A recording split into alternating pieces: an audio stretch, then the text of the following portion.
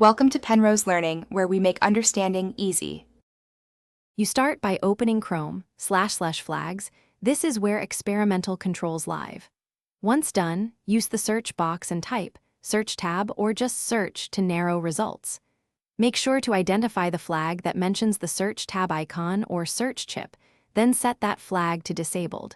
Don't restart yet, because the next steps will finalize the change and ensure Chrome restarts cleanly with the new setting in place.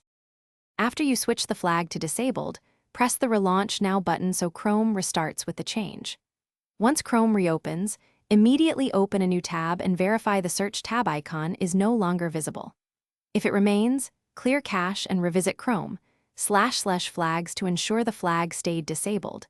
Sometimes updates or sync restore default flags, so check your signed-in devices and sync settings before proceeding further. Finish by confirming the change across profiles.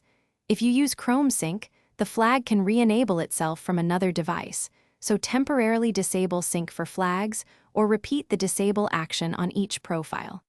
If an update resets the flag, toggle it again or reset just that flag to disabled.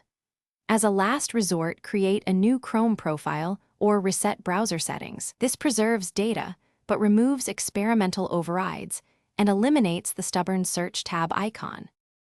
Thanks for watching. If this was helpful, leave a like and consider subscribing. See you next time.